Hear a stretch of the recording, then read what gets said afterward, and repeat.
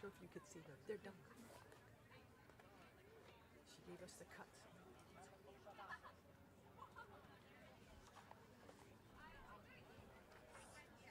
Margaret, do you know how to turn this on? Beth, do you know how to turn this on? Good morning. Hi, everyone. I'm Suzanne Morrissey, the Director of Communications here, and we're going to be starting in just a few minutes. Thank you for getting here an hour early. We're hoping that helps us with the weather, which of course we cannot control. I just want to give you a few announcements. The procession is going to be coming in, as I said, in a few moments. I'll point out the exits to you. We've got exits on both sides of the field and in the very back, heading back toward the AC building. And restrooms can be found in the lot over here to the left, but also in the new Grayson Student Center in the Rogers building. That's the brick building behind us. At the conclusion of the ceremony, please remain in your seats until the graduates have processed off the field. And if you don't mind silencing your cell phones, that would be great. A light lunch is going to be provided as you depart campus under the tent by the Grayson Student Center. There will be to-go options in case anybody needs to get on the road. We do have golf carts available. I see one right over there if anybody needs some help getting back to your car. And today we have multiple photographers capturing all the beautiful moments.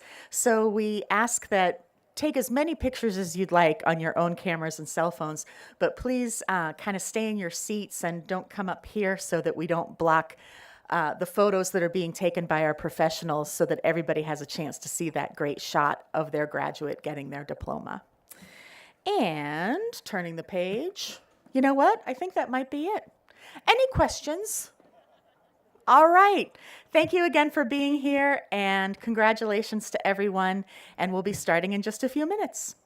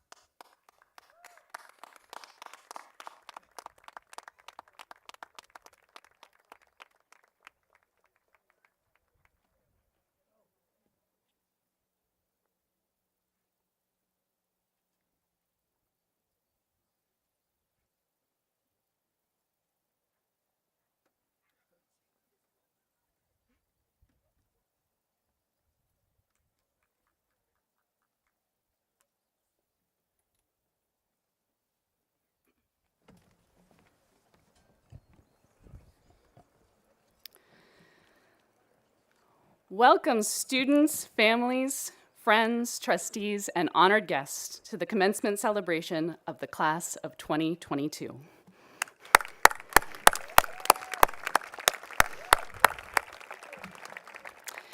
How fortunate we are to gather in this beautiful place to honor all that this class of remarkable students has achieved during their time on the shores of Lake Winnipesaukee.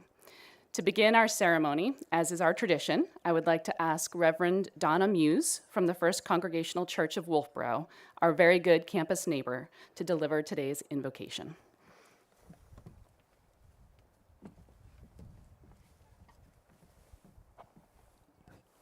Thank you. It's good to be here. Thank you for the invitation, Headmaster, and to be in such esteemed company. Let us be together in prayer. Lord, this moment in your presence, when past and future walk hand in hand, we ask for your blessing as we celebrate the discoveries revealed, the challenges overcome, the shadows encountered, and the accomplishments realized among these young adults and their families.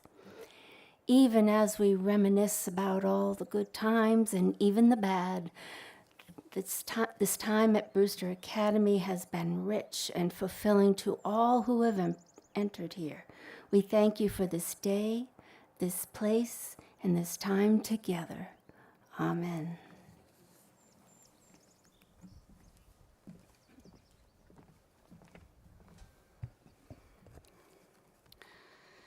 Thank you so much, Reverend Muse. And again, welcome everyone.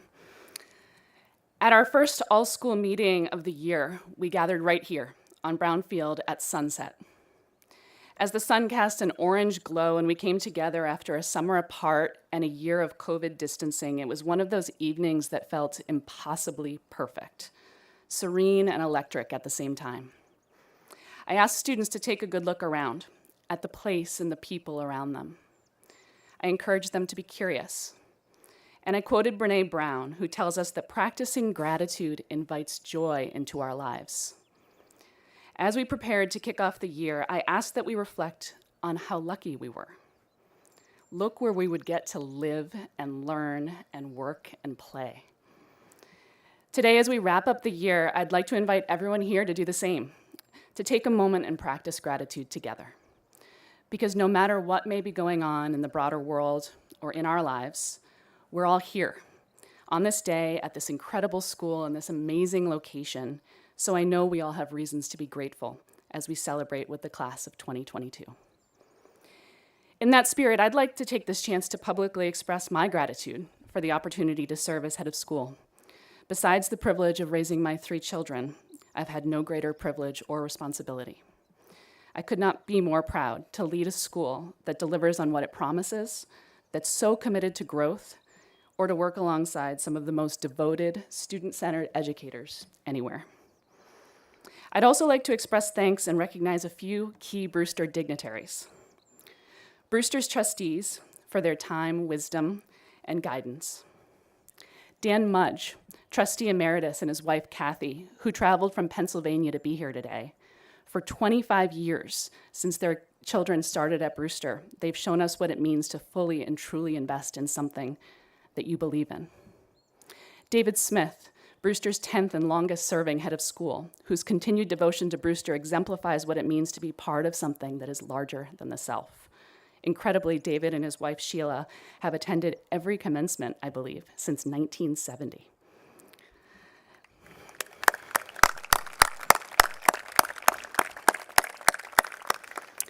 Mike Cooper, our 11th head of school, who gave me a frontline view of what thoughtful, empathetic, determined leadership looks like, and especially Craig Gemmell, my predecessor, now president of Brewster and BA International, who significantly fast-forwarded my growth and who taught me that a leader's primary goals should be twofold: to develop leadership in others and to allow those that you work with the opportunity to dream about what's possible. I hope you'll join me in honoring these extraordinary leaders with a round of applause.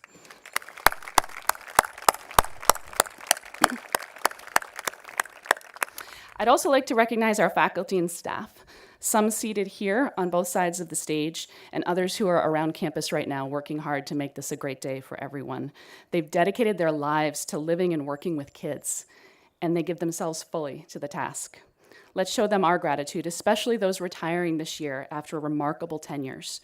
Nurse Gail Dietzer, Assistant Head of School Raylene Davis, and Associate Athletic Director Kate Turner.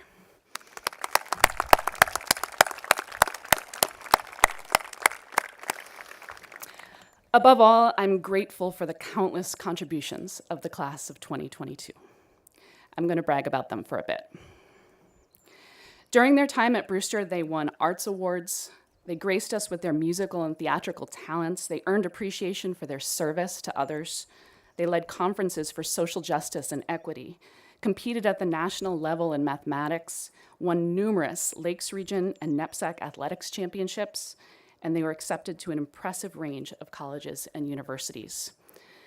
These accomplishments are easy to recognize and celebrate. Others can't be captured on a scoreboard or a grade report. They don't come with an award or a certificate. Ever ready for a dance party, a penguin plunge, a kickball game? This class enriched our community with a special brand of persistence, curiosity, and joy. And I'd like to share 3 stories today that I believe speak to the spirit and qualities of the class of 22 as a whole. Story number 1, Hiba. During the first week of school, Hiba Al-Nabani, a senior from Oman, was hit by a truck while riding her bike. It was a shocking accident. She was airlifted to Maine Medical. She had surgery and spent weeks recovering from her injuries. And I want to tell you Hiba's story for a couple of reasons.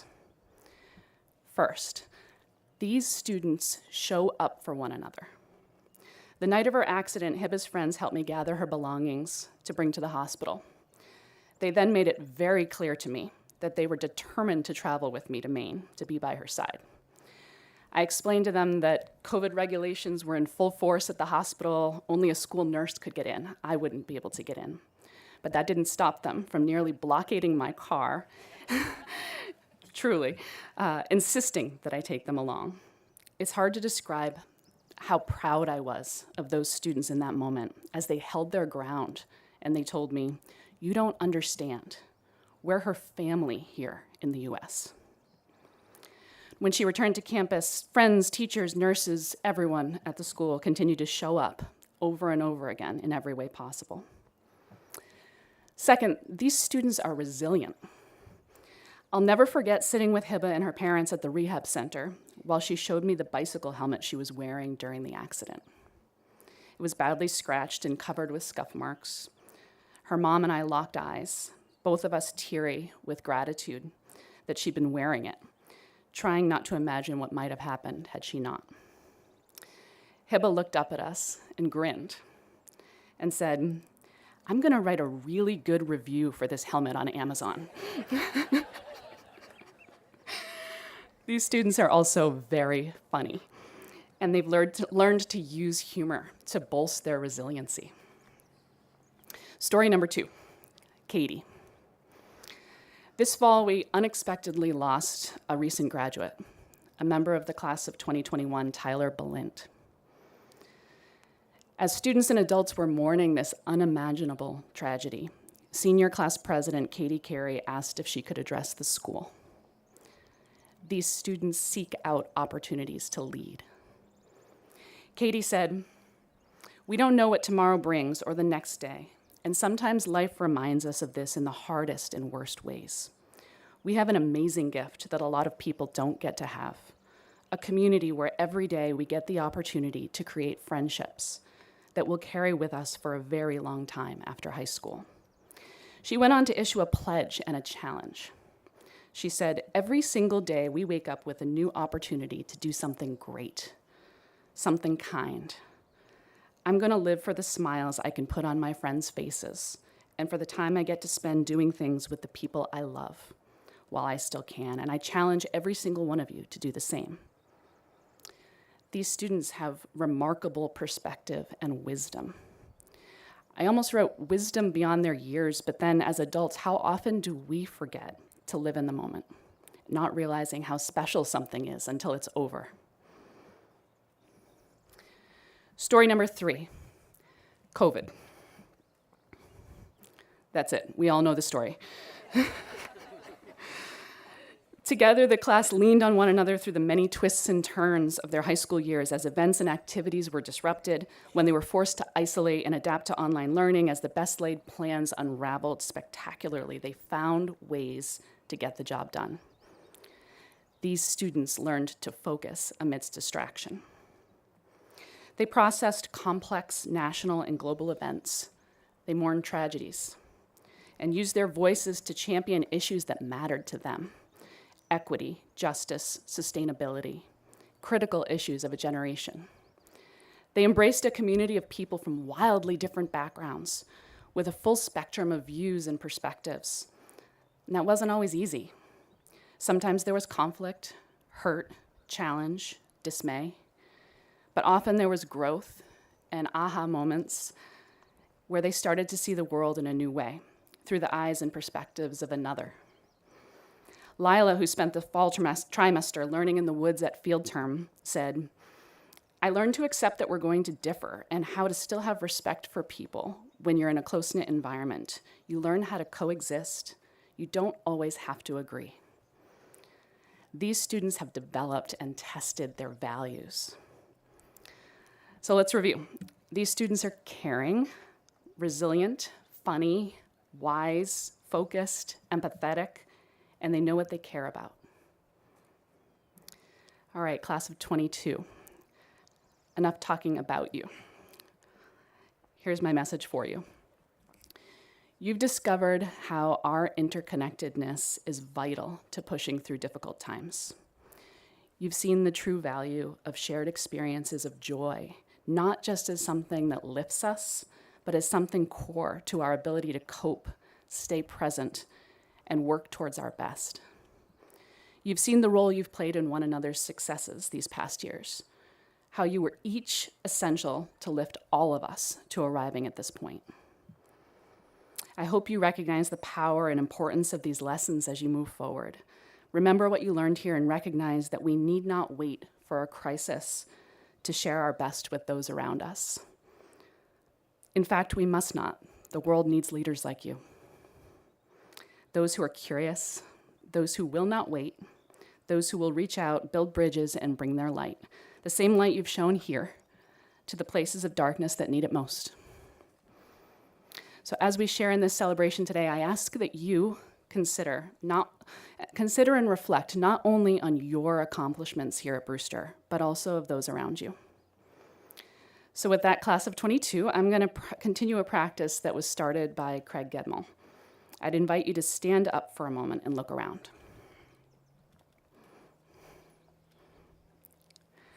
Stand not to be recognized, but to recognize others. Try to find and catch the eye of your family and loved ones if you can.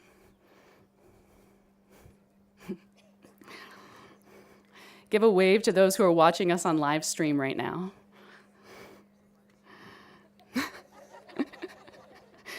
Look for the teachers and coaches and dorm parents and classmates and family and friends who made a difference for you, who taught you something that you'll carry forward, who've supported you and helped you grow and learn and thrive.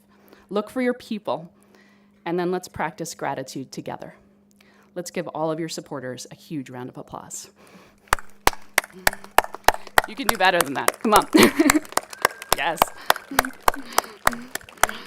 Thank you, class of 22. Thank you, everyone. Let's move on to the ceremony. You can sit. So Brewster is at its best when the voices of our students are at center stage. And it's in that spirit that I now have the honor of introducing our valedictorian and recipient of the Headmaster's Prize, Levi Brecky.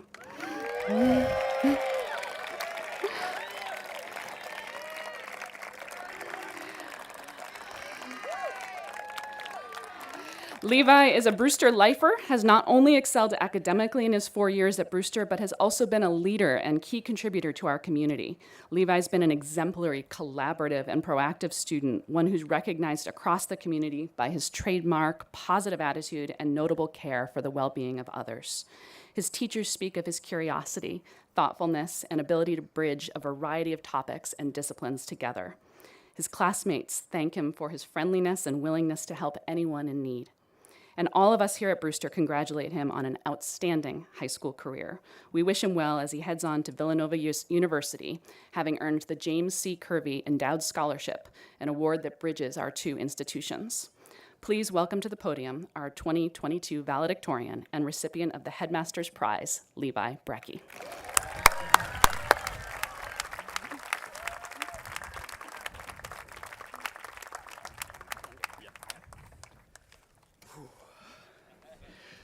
Thank you, Ms. Karen, and good morning, Brewster. Welcome, parents, teachers, students, and fellow graduates. My name is Levi Brecky, and it is an honor to be speaking with you today. As I look out at all of us gathered here for the very last time, I am filled with pride, gratefulness, and a hint of sadness. Brewster has become a home away from home for many of us, and saying goodbye to this special Bobcat family is going to be incredibly difficult. We wouldn't be here today without the love and support of our families and teachers, so please join me in giving them a warm round of applause to show them our appreciation.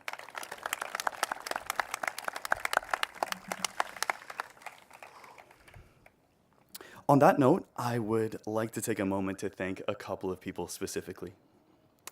I will begin with Mr. Mann, a kind and endearing soul who takes pride in helping Brewster above all else. For goodness sake, the man is retired, yet he continues to work tirelessly for Brewster students.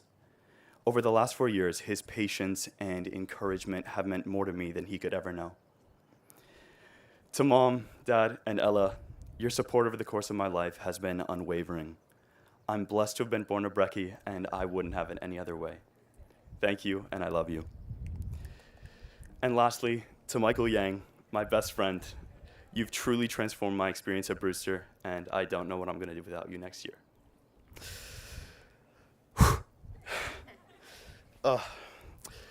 I chose Brewster, sight unseen, based on my family's connection to the admirable Nick Wilbur.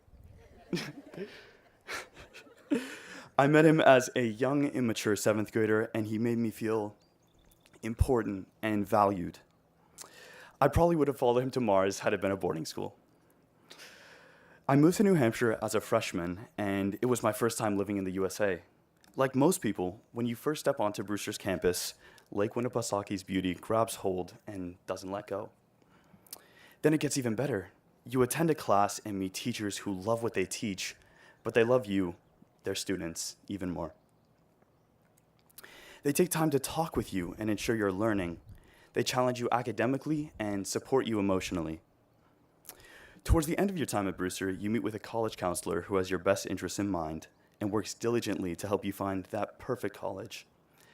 Hats off to Mr. Cushing, Mrs. Palmer, and Mrs. Duffy for the roles they played in getting me into Villanova. The best part of Brewster, though, is when you make friends, amazing friends from all over the world, and you see where you belong.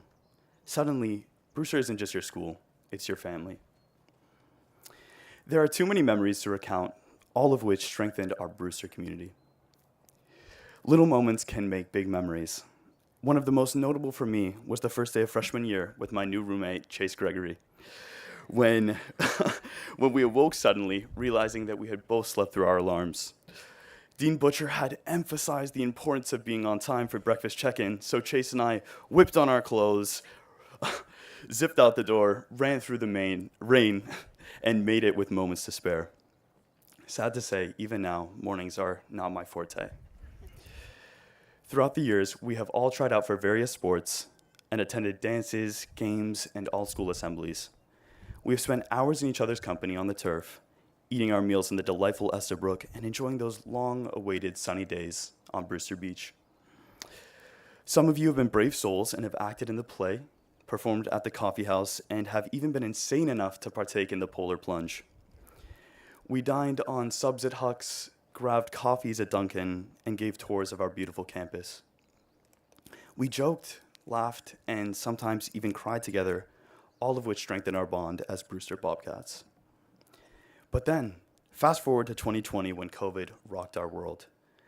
Due to limited travel, my sister and I spent multiple trimesters in Saudi Arabia with our family and attended school online.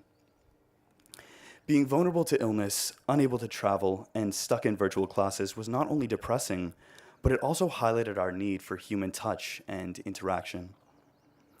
Although we cherished the unexpected time at home, we missed our Brewster family terribly. If anything positive has come out of the worldwide pandemic, it's that it has forced us to take a deeper look at ourselves and ask, what's really important?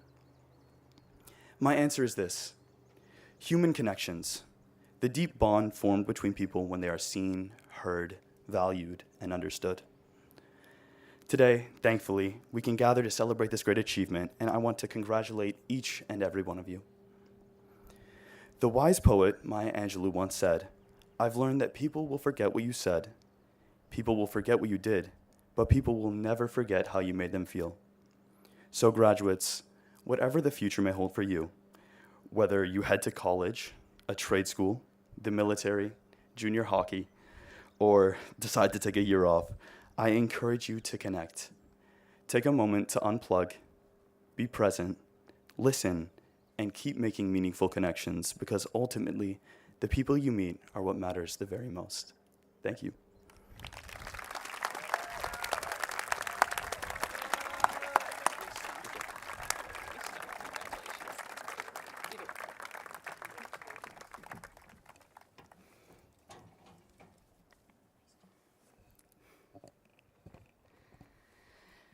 Thank you, Levi, for your wonderful reflections and tributes.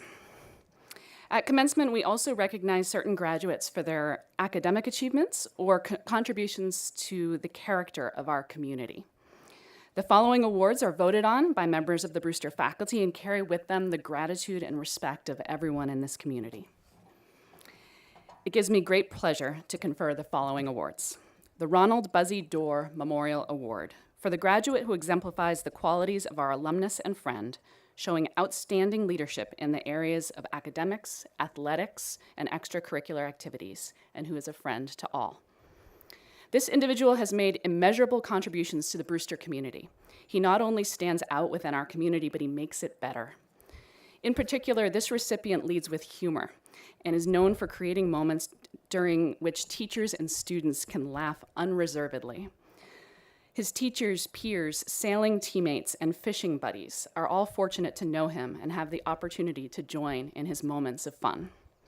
Please join me in congratulating an individual who truly enriches our Brewster community, this year's recipient of the Buzzy Dorr Award, Chase Marshall.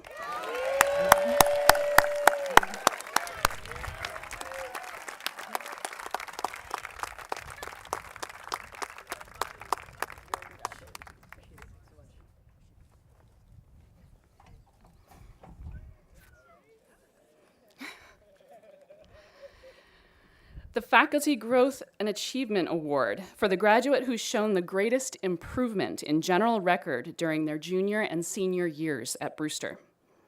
Through his years of education, this young man has worked tirelessly to understand his strengths and develop himself as a learner in order to demonstrate his true capabilities. The growth evidenced during his time at Brewster is of great significance, particularly with respect to his grit and his determination. In his senior year, he's come into his own as a learner, developed academic maturity, and positively aligned his goals with action. Congratulations to Henry Hoffman, this year's Faculty Growth Achievement Award recipient.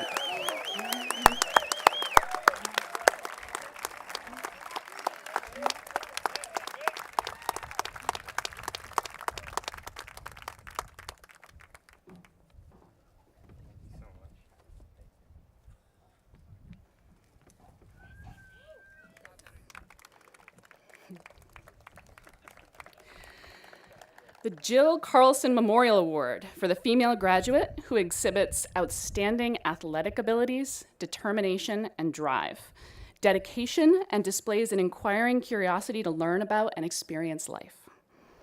In the words of President Theodore Roosevelt, this student speaks softly but carries a big stick.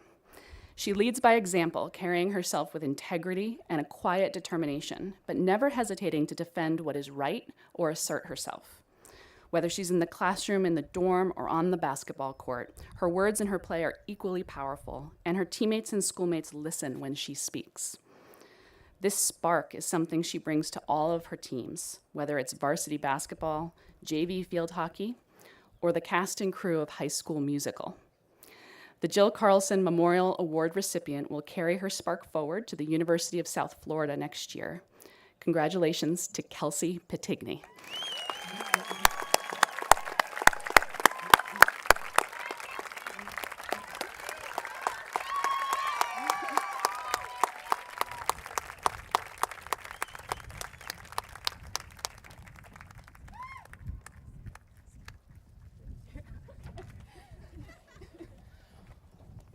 Or she'll carry it forward to San Francisco.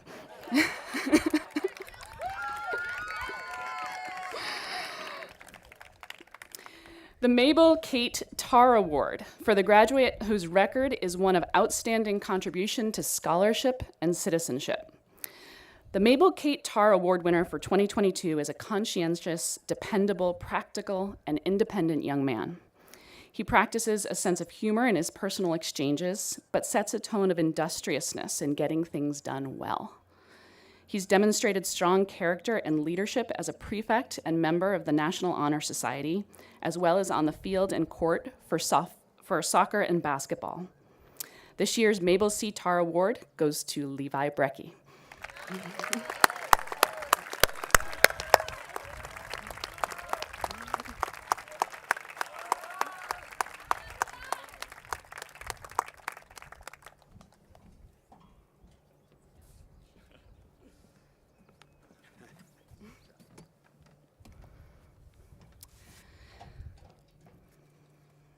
The David Serchis School Service Award for the student who, in terms of spirit, dedication, and contributions of service, has done the most for the Brewster community. This student is authentically true to who he is, inspiring those who know him to be similarly true to themselves. He's kind, he's respectful, and he's genuine to others, always bringing a positive energy to any group that he joins. Regularly, he's given up his time to help film games and showcases other students on campus, never wanting to be in the spotlight himself. This year's David Serchis School Service Award goes to Blake Flather.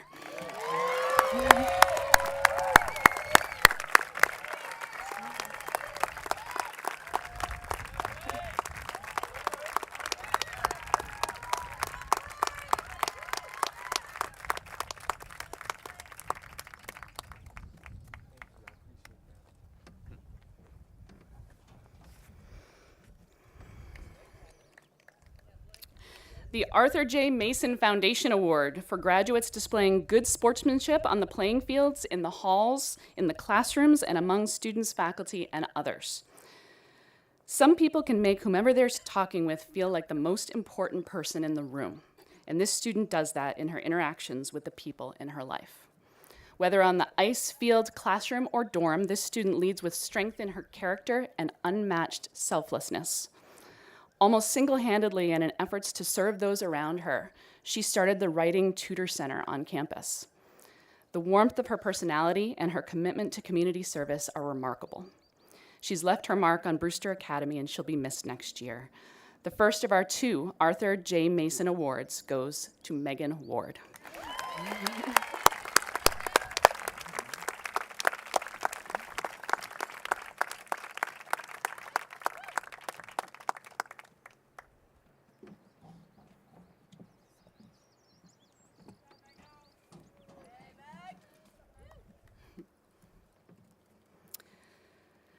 Though this student is new to Brewster this year, he's distinguished himself as a passionate athlete and an astute scholar. In classes, he's a leader in inquiry and discussion, and he energizes his classmates to do the same. He's a much sought-after math tutor, the biggest cheerleader at games, and he's famous for rocking his pink socks on the basketball court. Brewster is a better and bigger place since he arrived, and we congratulate George Rumsey on receiving our 2nd Arthur J. Mason Award.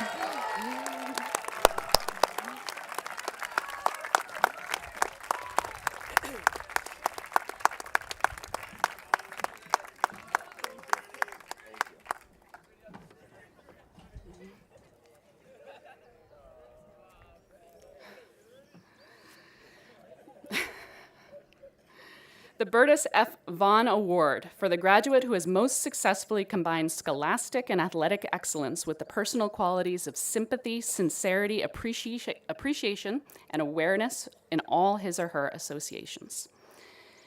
After plunging or belly flopping into Lake Winnipesaukee to raise money for Best Buddies, leaving Brownfield after soccer practice, or thanking a teacher after a little extra help, this award winner often ends the interaction with, "I appreciate you," or "I'm grateful for you." And she really means it. She has numerous academic honors as a leader on 2 New England championship teams, a star in last year's production of High School Musical, and a co-president of numerous service organizations. This year, she's an ever-present face on campus as our head prefect, leading with a huge heart, warmth, sincerity, and love for her Brewster community. Congratulations, Katie Carey.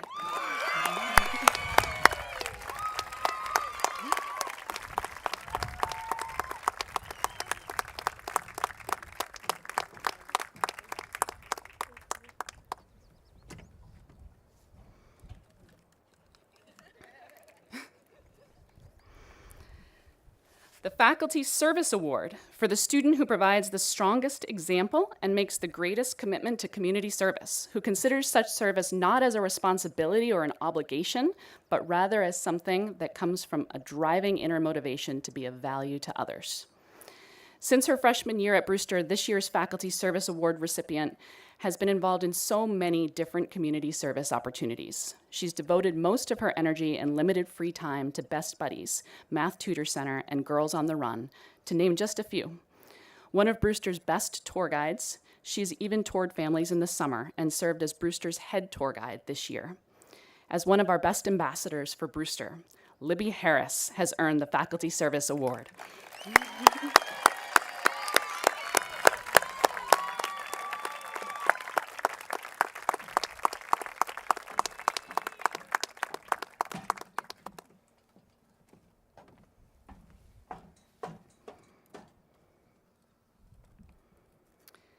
And finally, the Arthur M. Hurlin Award for the graduate who has done the most for the welfare, good name, and progress of Brewster.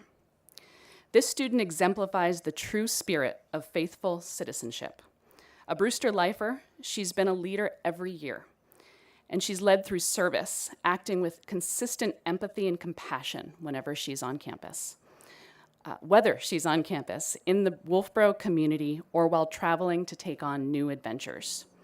If one were to try to list all of her contributions and acts of service, figuring out where to start and when to finish would be an impossible task. For all of those unlisted and unlistable contributions, our Hurlin Award winner is Lila Glanville.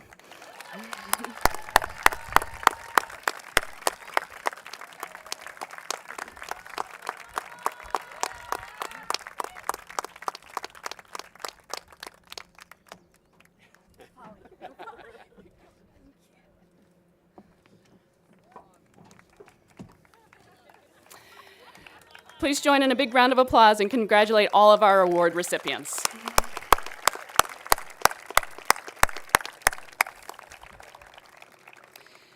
Now I'd like to take a moment and acknowledge that this commencement ceremony falls on Memorial Day weekend, and that on Monday, services will be held all over this country, honoring men and women who've served this country in uniform. It's a unique and special pursuit of purpose, one that's grounded in the protection of others, and I'm grateful for those who seek that path. At this time, I'd like to invite up Tim Cushing, Associate Director of College Counseling, to recognize a Brewster graduate who will be following that path next year and will be attending the United States Air Force Academy following graduation. Tim, would you please come forward and administer the statement of appointment?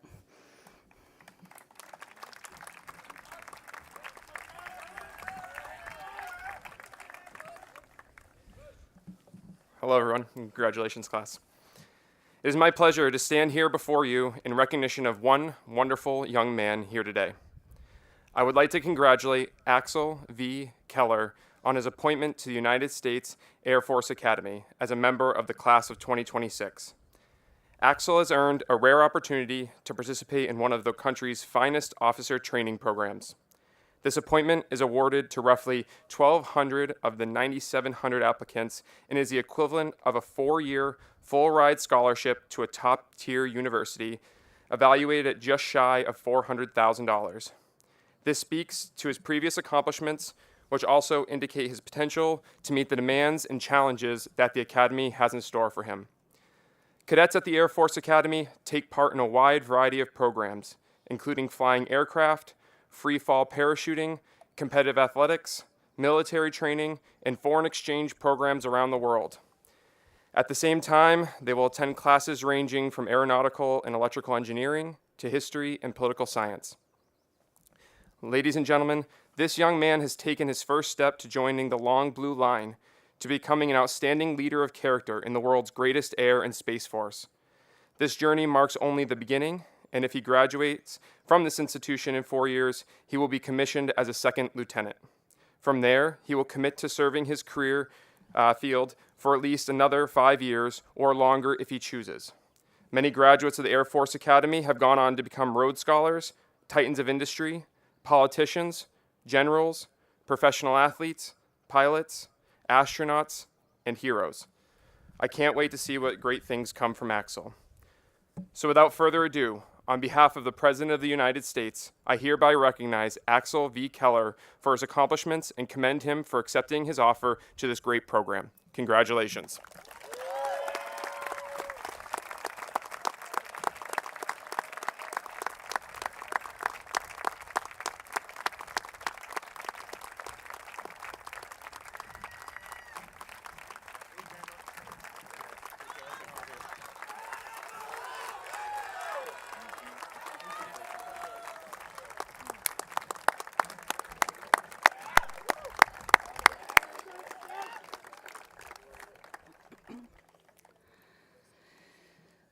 I'd now like to call up someone who will be no stranger to many of you and ask that he introduce today's commencement speaker. Craig Gemmell has served the Brewster community faithfully since 2015 and preceded me as head of school. During his tenure, Brewster launched its most significant capital campaign, raising record-setting levels of philanthropic support, and led a bold vision to expand Brewster's reach beyond Wolfboro. In his new role as president of Brewster and BA International, he's implementing Brewster's vision to open a network of Brewster schools around the world. The first will open in Madrid, Spain in 2023 under the leadership of its founding head of school, Ariane Bear Harper. This initiative will further enhance Brewster's visibility, serve greater numbers of students, and begin to impact the way education is delivered on a global scale. Please welcome my good friend, Craig Gemmell. And before I introduce our speaker today, our wonderful speaker today, I think we should all, by virtue of the huge success that Ms. Karen has had in her first year, give her a huge round of applause.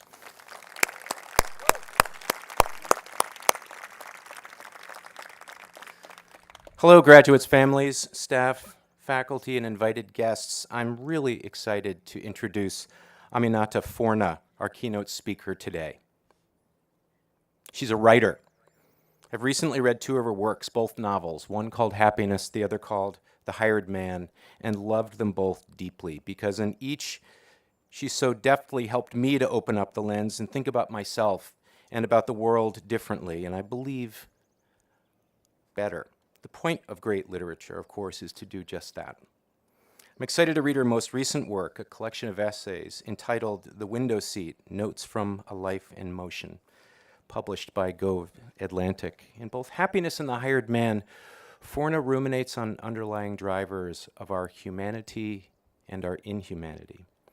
Particularly topical these days for sure, and helps us to understand the nuance of matters of the heart.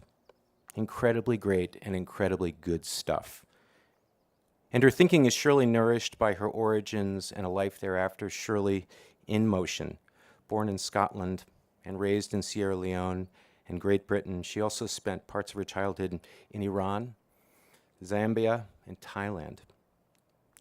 Her life has surely been extraordinary fodder for fiction and nonfiction alike. Miss Forna's books have been translated into a staggering 22 languages, and her essays have appeared in Freeman's, The Guardian, Nation, the New York Review of Books, and Vogue, among others. She's written stories for BBC Radio and has also written and presented television documentaries, including The Lost Libraries of Timbuktu for BBC Television and Girl Rising for CNN. If I were to list all of our speakers' literary awards, we'd be here all day.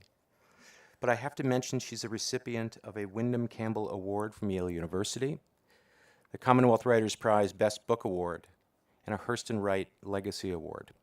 She's been a finalist for the Neustadt Prize for Literature as well as the Orange Prize for Fiction. Currently, Ms. Forna is the director of the Lannan Center for Poetics and Social Practice at Georgetown University and a professor of creative writing at Bath Spa University in England. She is also part of the 200 Women International Photography Exhibition that is on display here in Lord House, as well as the Wolfboro Public Library and the Wolfboro Town Hall. I encourage you all to experience this unique cultural offering before you leave Wolfboro. Please join me in welcoming your keynote speaker, Aminata Forna.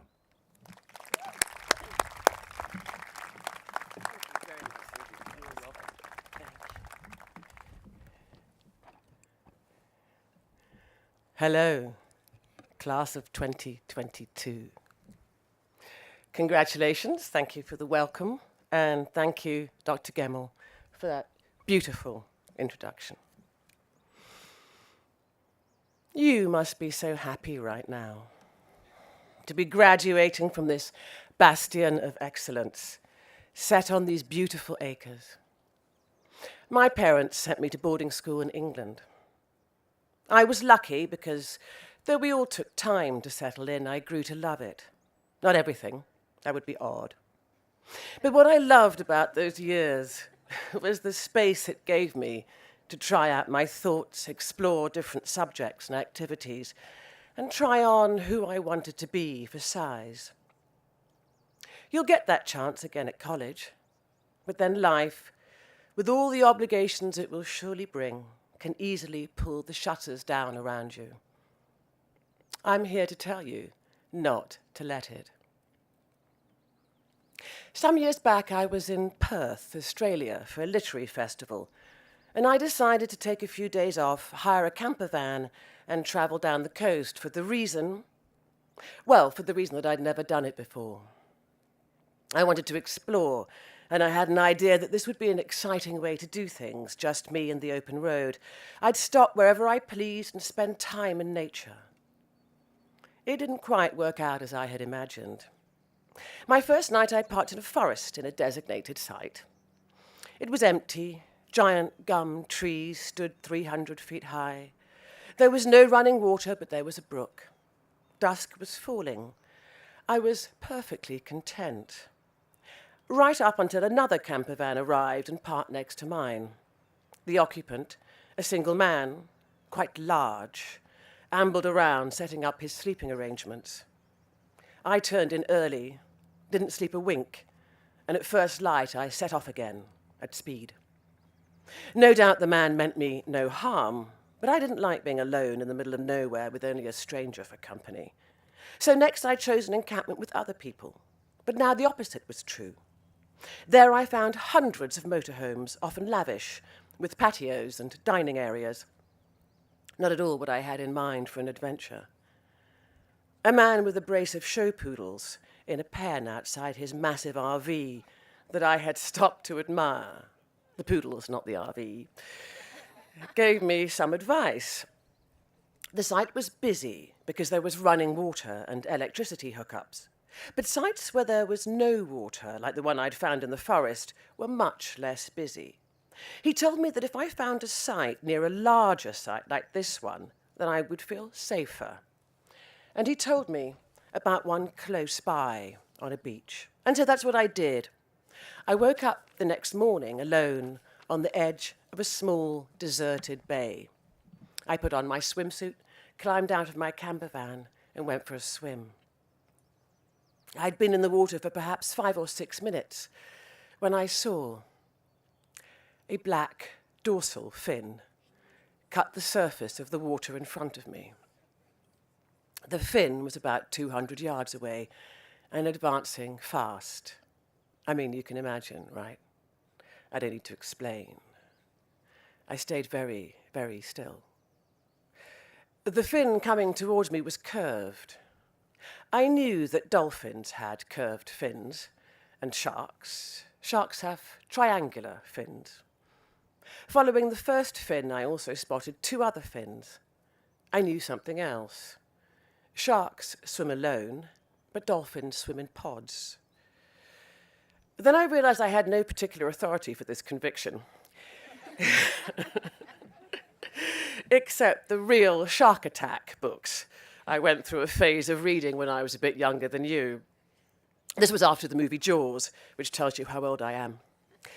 There's a generation of us psychologically scarred by that movie who have never entered open water without a certain nervousness ever since. So there I was, alone in the water, a dorsal fin slicing through the waves towards me. Oh, and the other thing I knew about shark attacks is that the shark will still steer a figure of 8 around their prospective victim. So yeah, I was watching for any sudden turns. I cast around. There was a lone figure on the beach that I could see was a woman. She was not waving or yelling. She was watching me, and in fact had waded up to her shins in the water. I could tell she was Australian by the amount of sun protection in the form of clothing and a hat that she wore. It's okay, I thought. She would warn me if I was in danger. She'd be yelling, "Shark!" Now, the first dolphin was only yards away. His 2 friends, if it was a he, held back slightly. The first dolphin swam forward. I knew again, from reading books, that you should never, ever attempt to play with wild dolphins. They can break your ribs with a playful slap.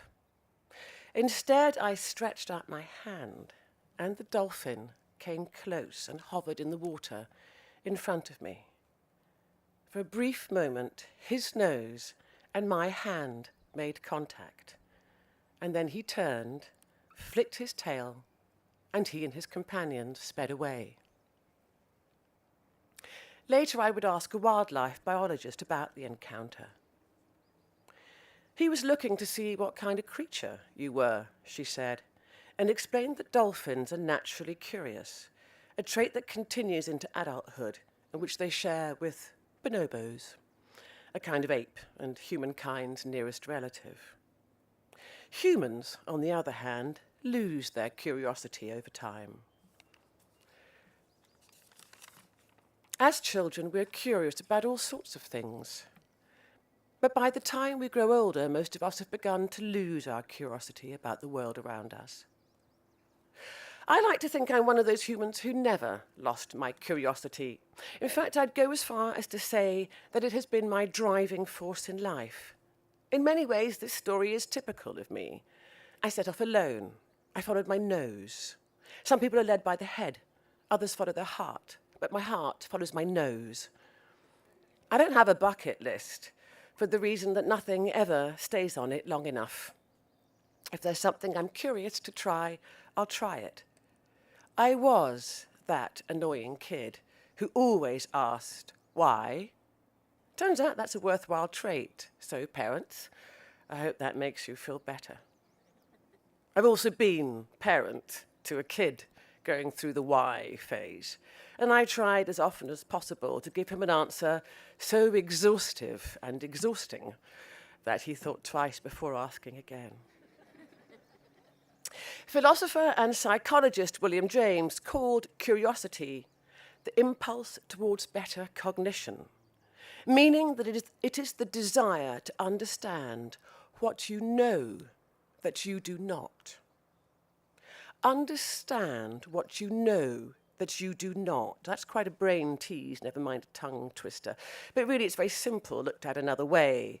There are people who think they know everything, and people who think that what they know is all there is to know. And nobody, trust me here, wants to be one of those. Imagine a world without curiosity. Everyone would just sit around. Maybe hunger would get them off their backsides, but even then they'd have to think, I wonder what those spherical objects growing from that tree are, and whether they taste good. Eve tried the apple, and that's where curiosity started to get its bad name. Goldilocks got into trouble too. And the less we say about the cat, the better. But it shouldn't be that way. Curiosity is what starts every inquiry into the unknown. It is the foundation stone of knowledge. Through our curiosity, our species has come to know things that were unimaginable even a century ago, let alone millennia before that. It's one of the basic drives that has led to the development of science, philosophy, technology, and the arts. Curiosity, after all, is the name NASA scientists gave to the rover exploring Mars, even as I speak, in search of life. Every book I have ever written has started because I was curious about a question that had been bothering me, and so I spent some years trying to find the answer. And just when I thought I'd pinned the question down, another would pop up. These were serious questions. I grew up in a country, Sierra Leone, the land of my father, that had endured a long and agonizing civil war. My father, who was a doctor and a political activist, had taken a stand and opposed our dictator. For this, he was murdered when I was 11. When I was young, I didn't understand the events that had marked my life. Later, I wanted to know why and how and who let these things happen. How does a country implode and take so many lives with it? How are our lives affected by political decisions taken sometimes many thousands of miles away? I wanted to follow the winds all the way from the flap of a butterfly's wings somewhere in the world to the hurricane they cause across the globe. 6 books later, I'm still in search of an answer to other, different questions. As soon as I became a writer, I knew I had found the thing I loved, for the reason that it offered every opportunity I have ever dreamed of to live as many lives as possible. With every book, I've been a different person or people. I have been a surgeon, a psychiatrist, and a sniper. I have been a wildlife biologist and an aging woman in a wheelchair. I've been a professor of history. I've been a village girl. I've been a saxophonist and a spy. And since you ask, in my next book, I'm going to be a climate scientist and a volcanologist. That is, someone who studies volcanoes. To me, this is the point of writing and reading, to imagine what it is like to be another person, and why we should never, ever try to prevent writers from so doing. Creative writing is an imaginative art. The whole point is to dream of what it might be like to live another life, in another country or in another time. It is the only way open to many people to satisfy that curiosity which we all possess, both as creators and consumers of novels. In July, I will climb Mount Kenya. I'm taking my young son. He's nearly 12. Wish me luck. A friend, a man, tells me that my son will have no trouble getting a girlfriend after that. George Mallory, an English mountaineer who took part in the first 3 British expeditions to Mount Everest in the early 1920s, is quoted as having answered the question, "Why did you want to climb Mount Everest?" with the reply, "Because it was there," which has been called the most famous phrase in mountaineering, and much better than, "Because I wanted a girlfriend." My parents wanted me to be a lawyer. In the country in which I grew up, parents gave their children 2 career choices, doctor or lawyer. If you were not gifted in the sciences, they simply asked you what kind of lawyer you wanted to be. I studied law. I was a good daughter like that. But I knew the answer to the questions I had for life did not lie in a law library. My first profession was as a journalist, which I loved for the reason that I got to enter people's lives and ask them all sorts of questions. I learned a trick to getting people to tell you a lot about themselves. Share one fact about yourself and use the word really. It's a joke in our household that I can get a person's life story in just a few minutes. I was in Iceland just last month, researching volcanoes, as it happens, and a man came to my hotel room to service my minibar. "Your Majesty," he said, "I'm here to replenish your drinks." And thus I knew we were going to get along just fine. He recognized my name as West African, and so I asked him his. "Abdul." "Really?" I said. "Same name as my cousin." And by the time the bar was restocked, I'd heard the story of his father-in-law, a Gambian sailor who had worked ships up and down the coast of West Africa and Europe in the 1970s, ending up in Reykjavik, where he married a local woman and became a successful soccer coach. Abdul was married to their daughter, whom he'd met when he was on holiday in Gambia. Now that's a story. See how it works? I am endlessly curious about people, the way they think and behave, what that means about how our world works. I'm interested in animals too.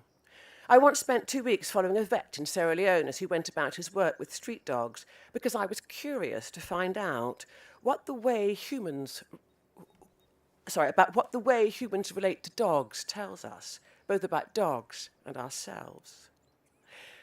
The challenge to you is to find something you are curious enough about to spend 10,000 hours doing. Try to find the one thing that keeps you asking questions. That could be anything. At school, I was terrible at math, and as a direct consequence, I dislike it. And once in conversation with a young man in Mexico who was studying for a PhD in math, I struggled to find a way to talk to him about it. For once, really, only got me so far. I didn't understand what he was talking about. Instead, I asked him whether that involved solving math problems. Math, he said, was really a process of discovery. He thought he'd discovered a new theory. And I could see, for the first time perhaps, how math might interest a person. People say, find the thing you love and make it your job, and then you'll always be happy. I'd say, discover what makes you curious, because life is more about what you do for a living, or even just being happy. It's about living a good life, a decent life. It's about what you do with your time, who you spend it with, which books you choose to read, whether you learn new languages or skills, whether you become the kind of person who chooses an all-inclusive resort or ventures out on their own, whether you get to touch a wild dolphin on the nose. And so, back to the dolphin. How it ends. Finally, I waded out of the water towards the woman standing up to her thighs in the water, her hat drawn down over her eyes, her face slathered in sun cream. As I passed her, I smiled, and full of joy at my encounter, I said, "That was amazing.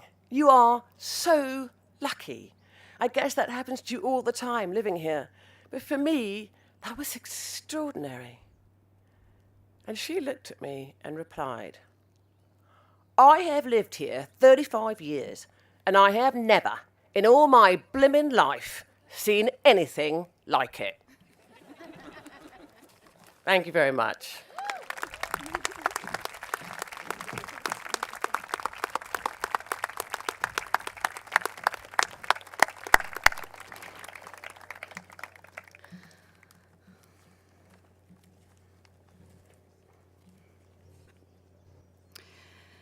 Thank you so much, Ms. Forna, for your guiding words and encouragement and inspiration.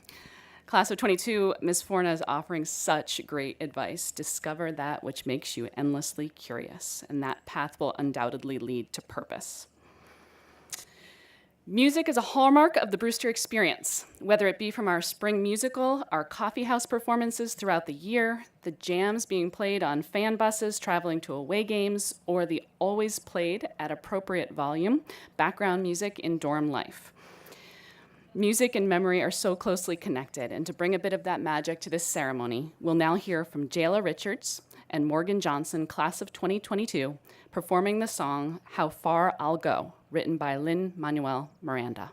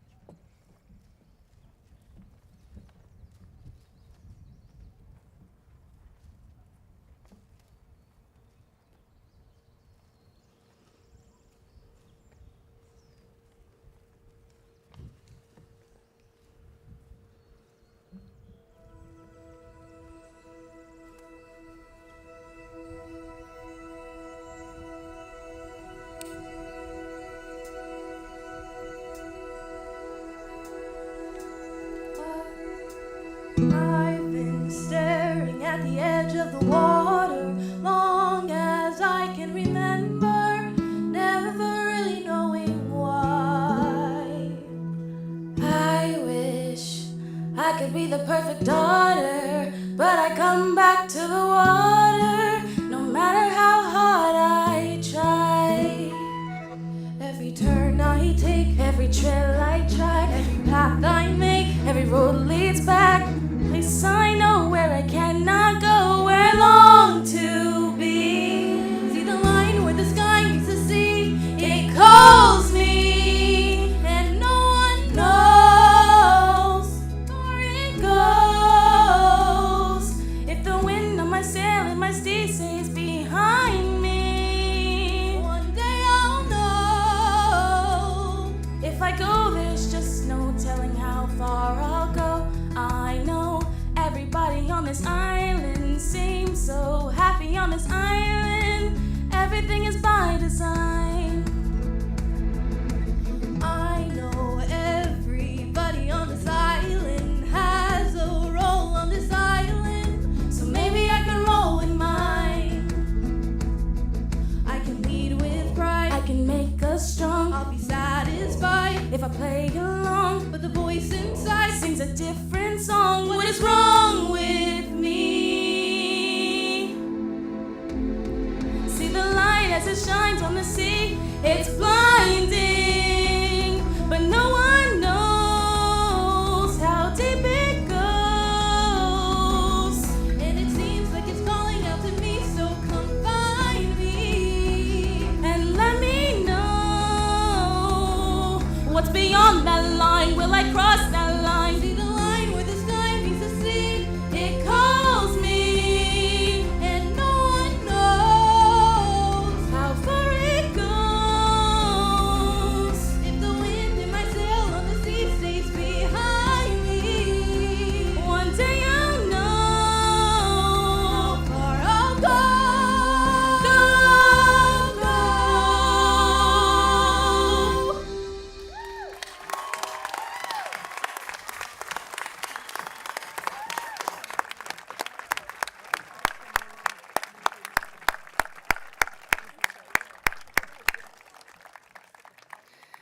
Thank you so much, Jayla and Morgan. That was amazing.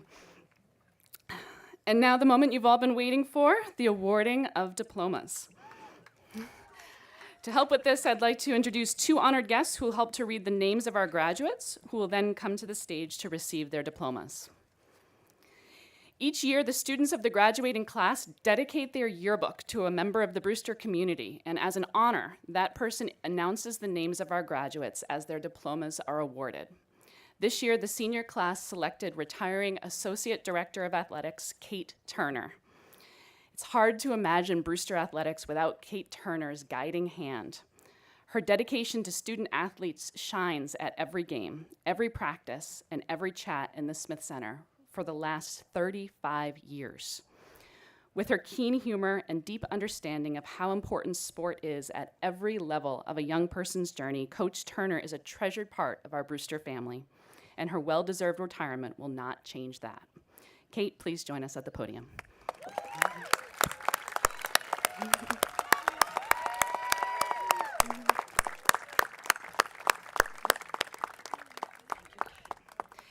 At this time, I'd also like to invite Kun Gorn Tepnarat, Guidance Officer of the Office of Educational Affairs from the Royal Thai Embassy, to the podium to convey diplomas to our students from the Royal Thai Scholar Program.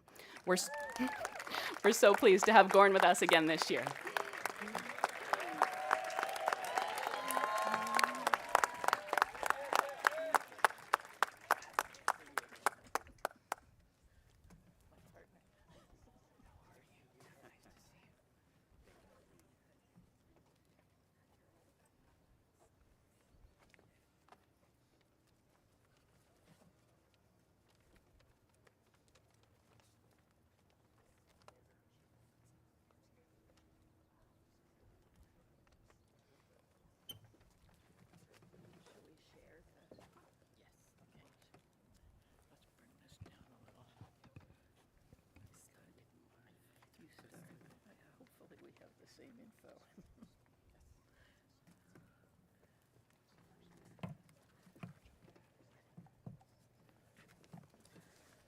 Natchaya นัชยาพรสินธุรัตเวช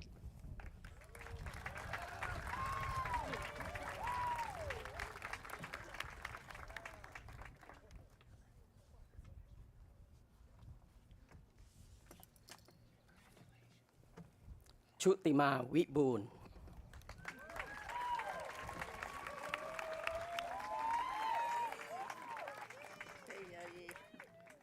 ปาลินปันตา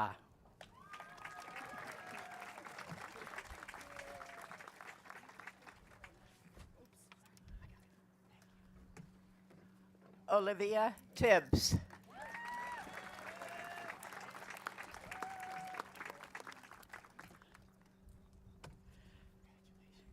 Ava Eliana Wishkoff.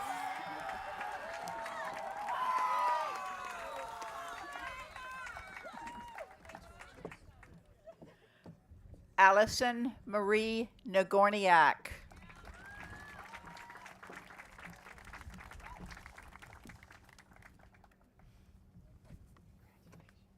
ริยากรเกษมสวัสดิ์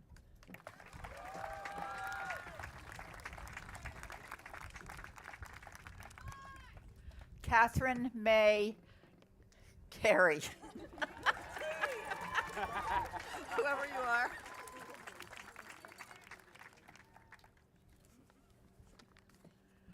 Morgan Panton Johnson.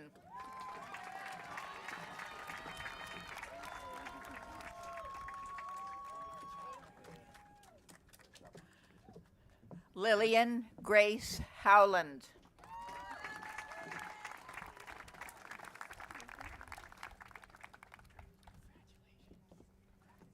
ณัฐกมลวงศา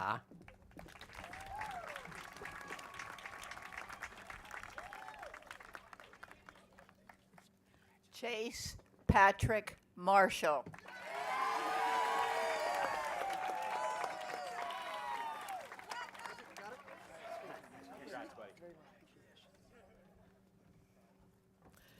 Jayla Nicole, sorry. First.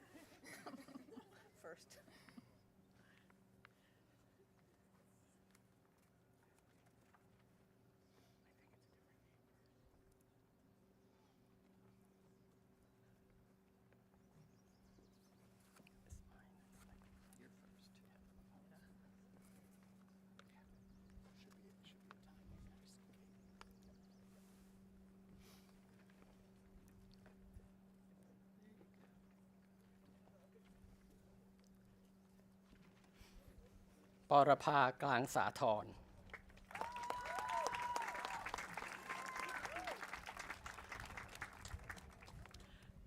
Jayla Nicole Richard.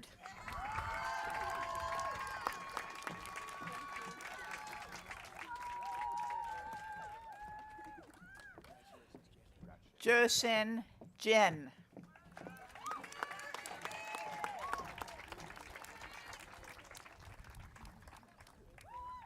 เพตราชื่นอารมณ์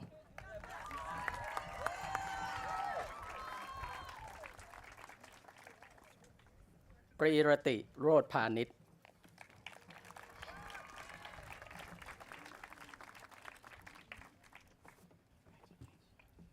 รัฐพลกะการำ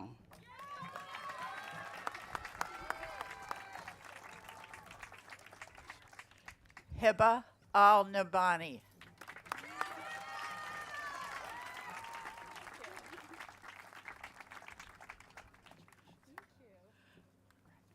Yunfei Rao. -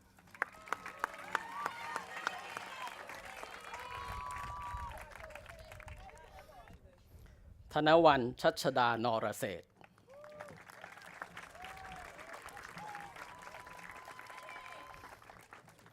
ปราดเทวานฤมิตกุล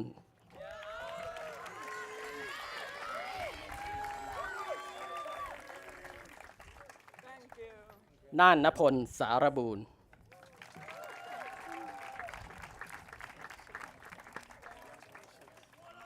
Derek William Clark.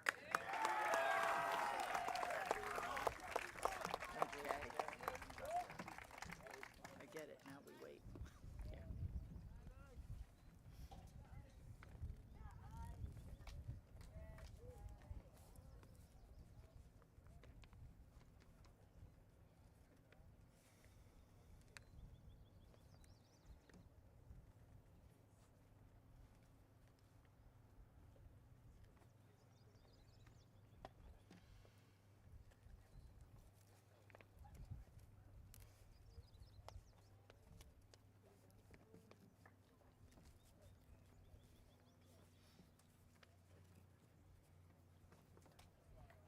ปุณวิทย์เกษียณ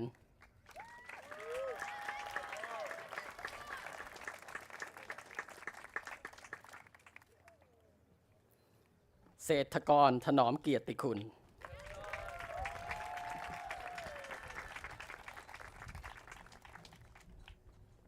ปรมัตถ์สมุทรสิน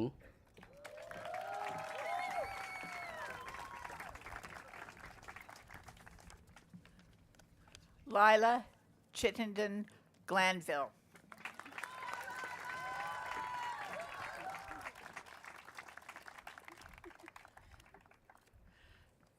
Emily Madeline Alpert.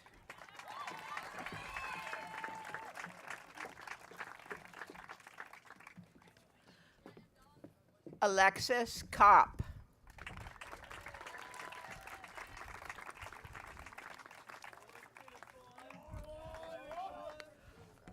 Kwandwi Ngoti.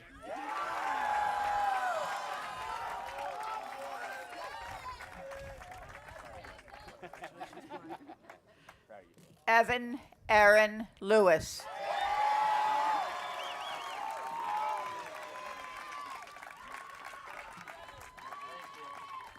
Ethan Ernest Yohe.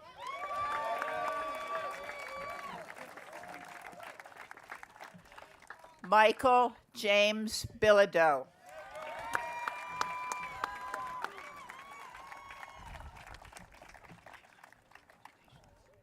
Michael Chongji Yang.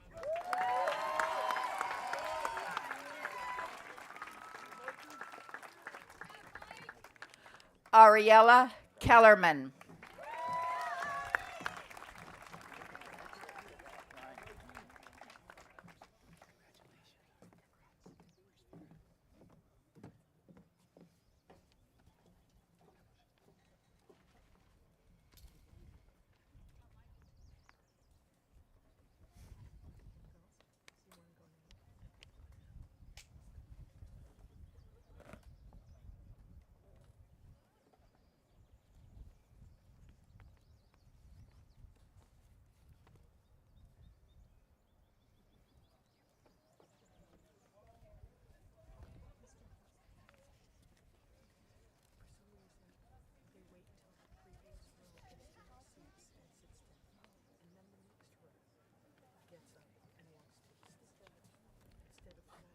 Vera Zaslovsky.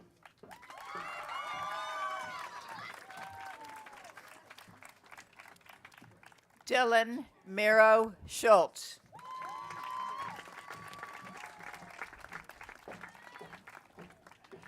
Kelsey Petigny.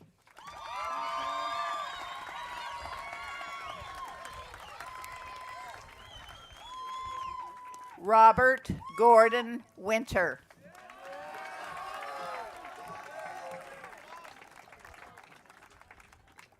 William B. Greenwood.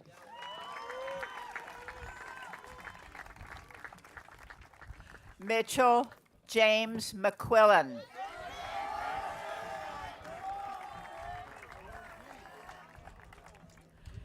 Aiden Safuni.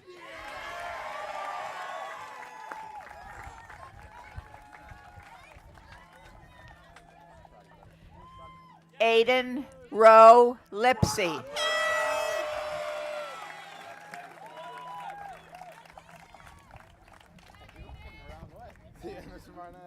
Charles Anthony Lopardo.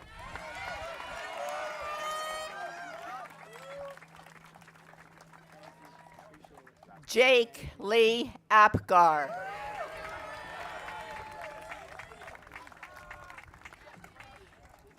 Harry Mastro Giuseppe.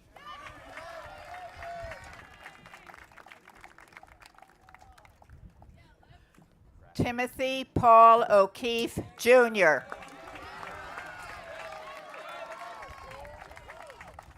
That's it. Right?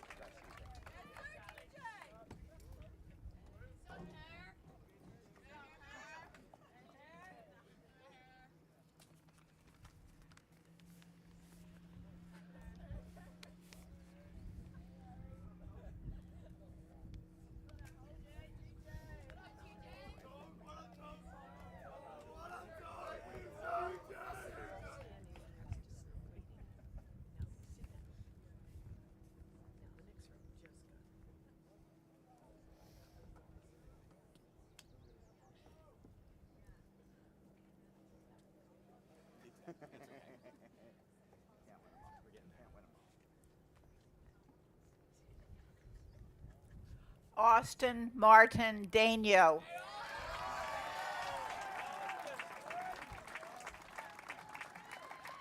Edward Phillips O'Rourke.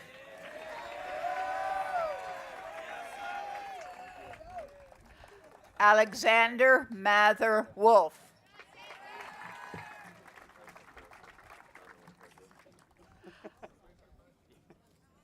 Kyle Stephen Harvey.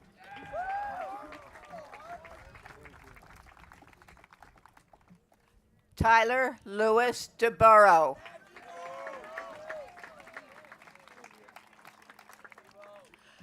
Jackson Alexander Matthews.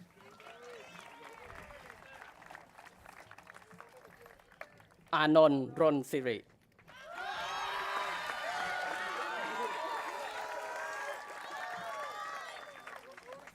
Wasin Tien Lewut.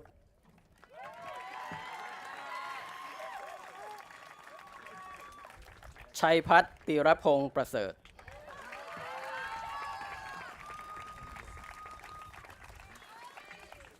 Young Jae Joe.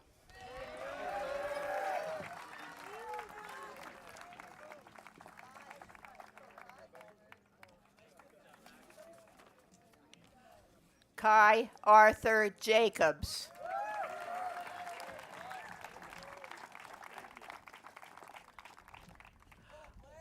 Blakeson Boyce Flather. Is that it?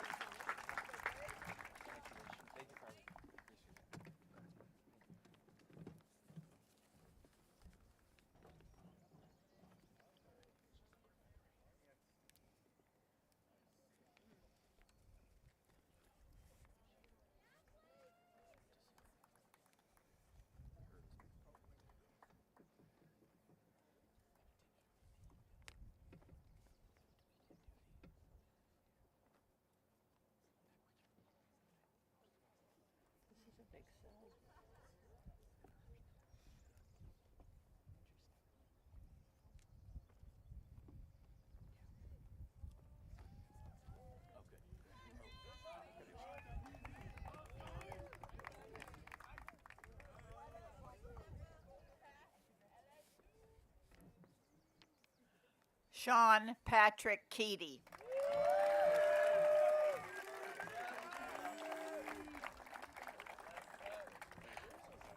Desante Rayshawn Bowen.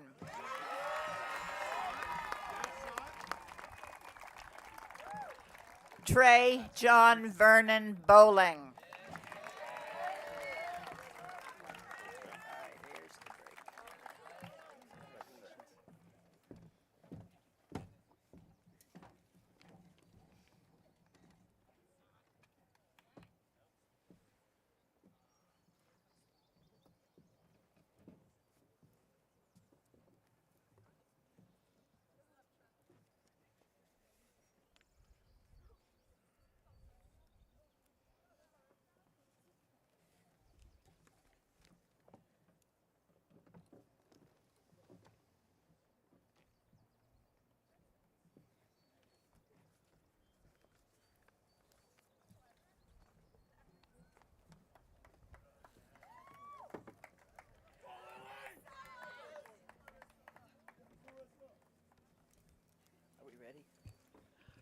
Clarissa Hayes.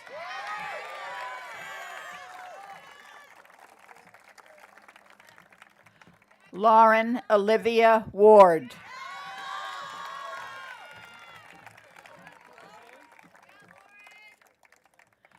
Sophia Renaud.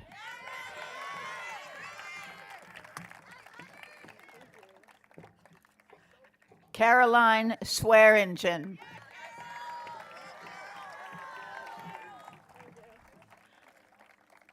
Lily Grace Lopardo.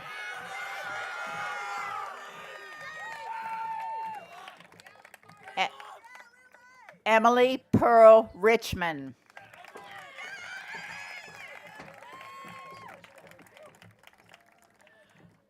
Abir Al Jazali.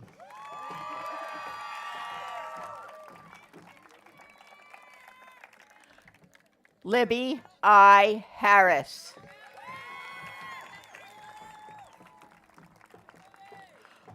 Riley Christian Knott.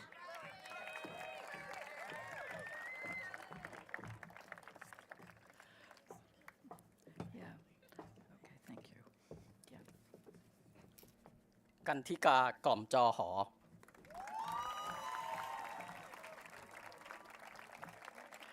Ezra Colcord.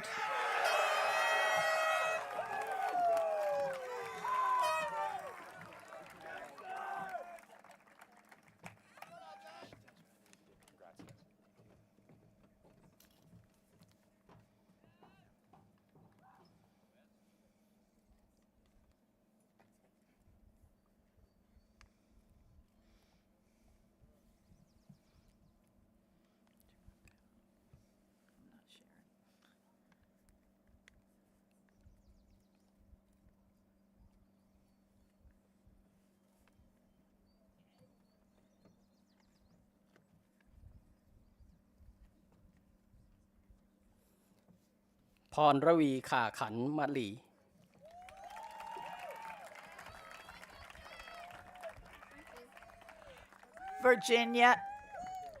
Virginia Anderson Spector.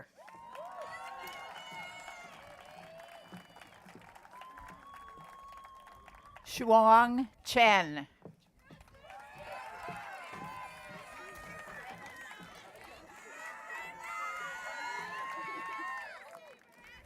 ปริยาเตชาพิสุทธิ์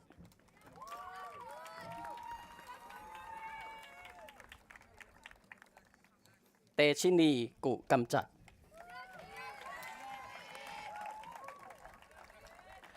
Julia Lauren Golden.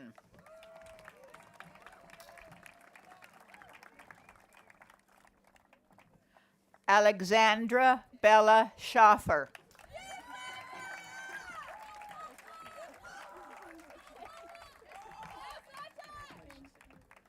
Ren Amatis.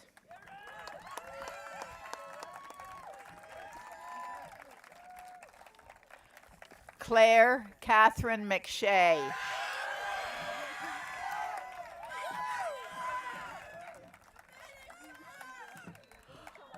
Morgan Elizabeth Bovardi.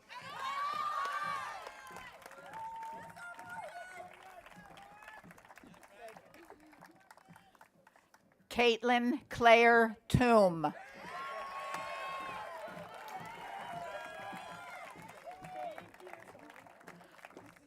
Alexia K. Dyers.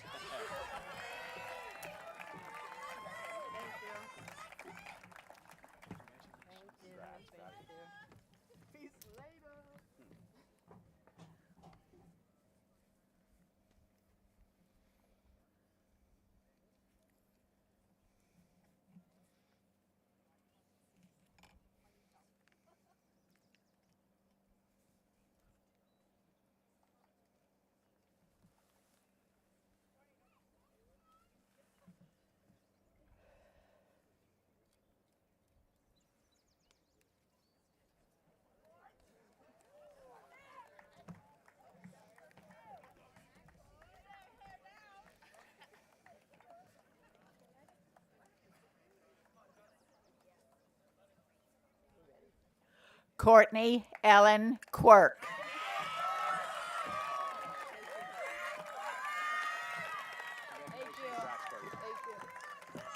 Maeve Elizabeth O'Keefe.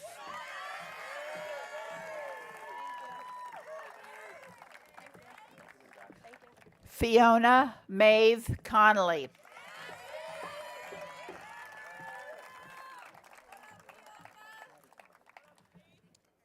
Madeline Felice Oblinus.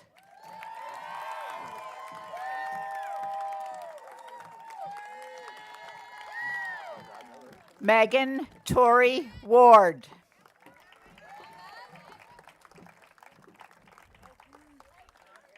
Alexa Chessels Dorn.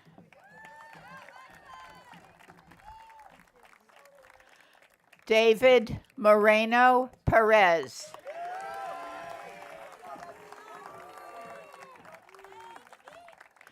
Henry Alexander Hoffman.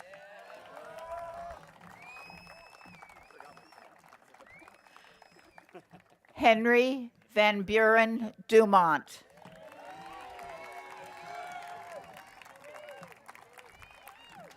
Rocco Charles Kashigano.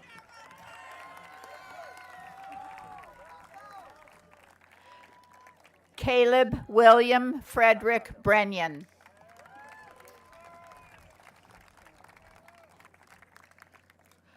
Charles Elliott Alfieri.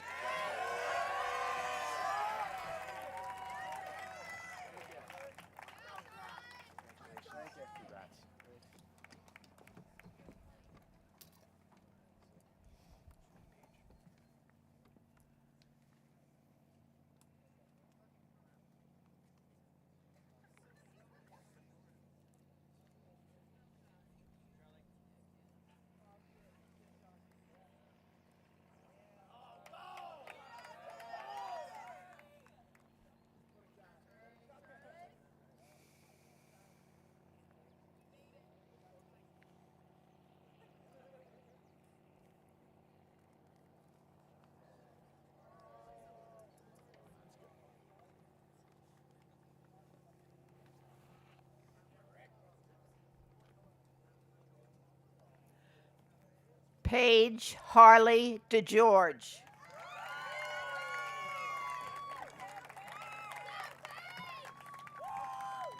Kate Emily Dunzik.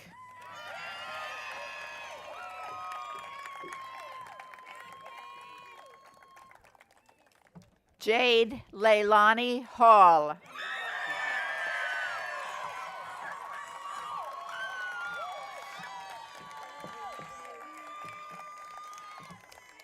Robert Stephen Wingard.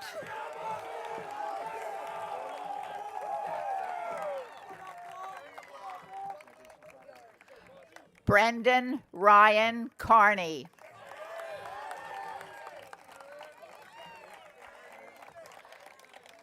Zachary Raphael Cohn.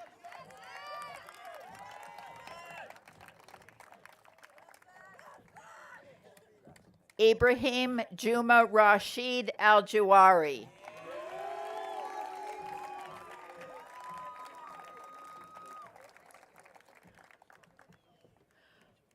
Milo Grady Thornton.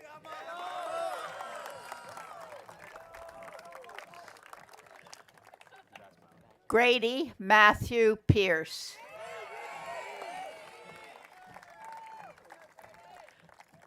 Emmett Gendron Shea.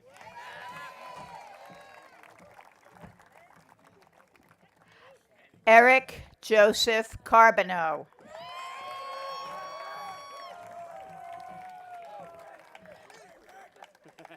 Dylan Thomas Hennessy.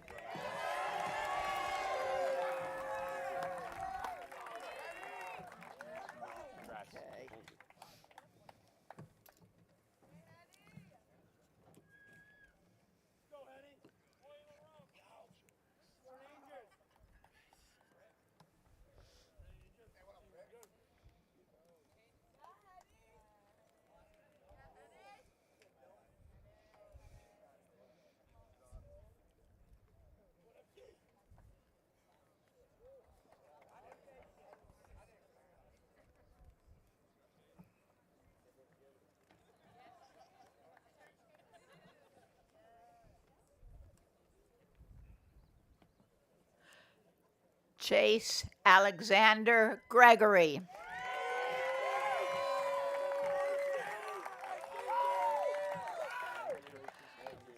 Patrick David Cullen.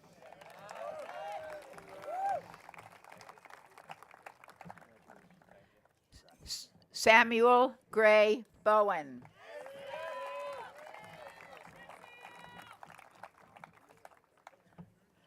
Benjamin Gibbons O'Rourke.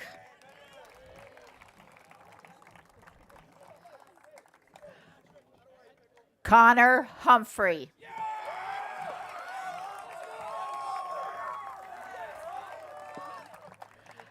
Axel Van Keller.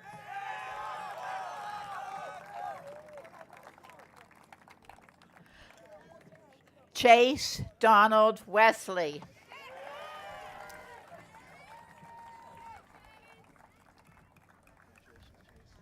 Bree สิมพลิพันธ์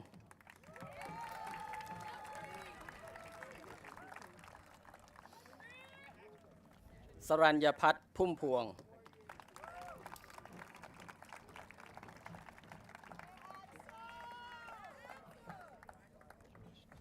พิชยุทธแสงรุ่งคงคา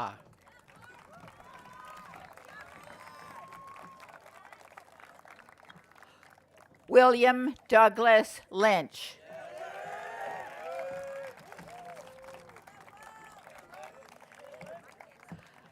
Vincent Michael Amatus.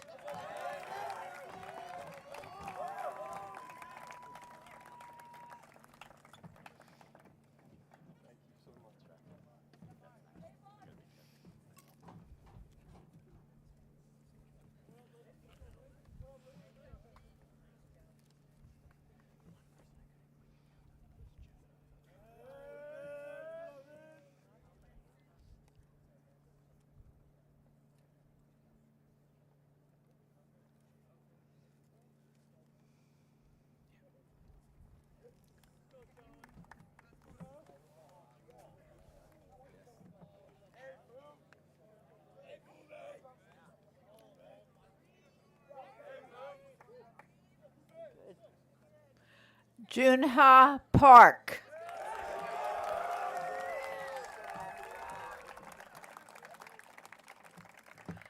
Levi Douglas Brecky.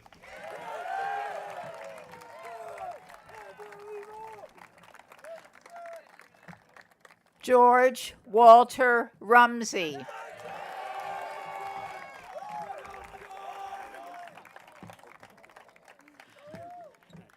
Emmanuel Bube Moma.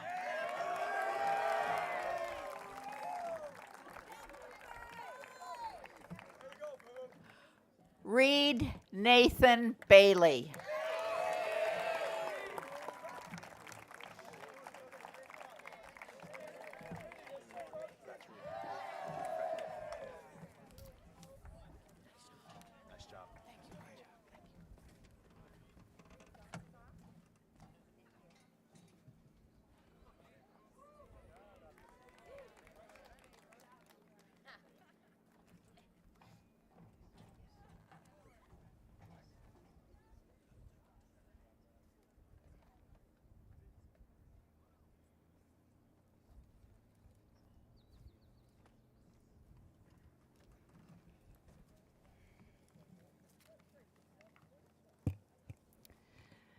Congratulations, class of 2022.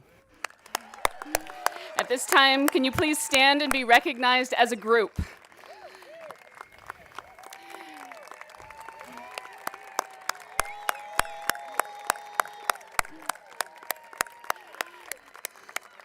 Class marshals, you can direct your classmates in moving their tassels.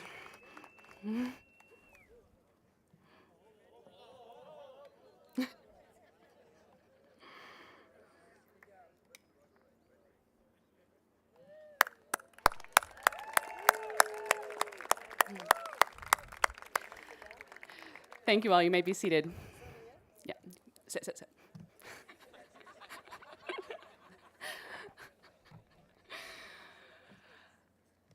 I'd like to close by asking you to carry with you the lessons and values you learned here at Brewster. Seek to find ways to be part of something that is larger than yourself. Be persistent about the things you care most about. Stay curious, keep growing and learning always, and stay connected. We look forward to seeing you back here at Brewster as often as you're able. And now, Reverend Donna Muse will rejoin us for the benediction.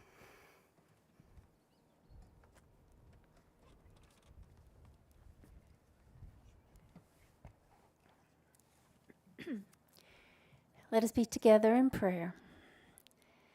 Amazing grace giver, you have filled each student here with profound potential to create good and authentic lives, strong personal values, and a world of hope and possibility, of peace and safety, of joy and inclusivity. Even as we prepare to depart these grounds, O God, we are not unaware of the poignancy of this day in schools and on graduation fields across our nation. Grant that we may remain determined to rise in strength and to speak with compassion for all. As we leave this sanctuary and home for new horizons, bless all of us on our way from here to somewhere else, that we do not travel alone. Many go with us, including you. Amen.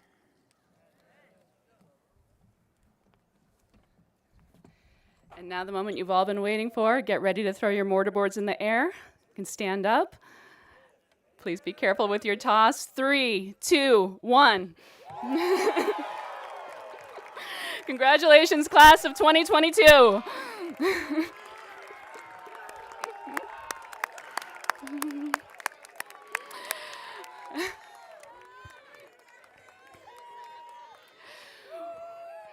With our ceremony at a close, the graduates and faculty will now depart. Please remain standing at your seats during the recessional. Again, we ask that guests remain on the field until the graduates have processed through the faculty receiving line towards the Smith Center. Opportunities for photos and goodbyes will take place to my right, and a luncheon will be held inside and outside the Grayson Student Center. Thank you so much. Have a wonderful celebration and a safe journey home.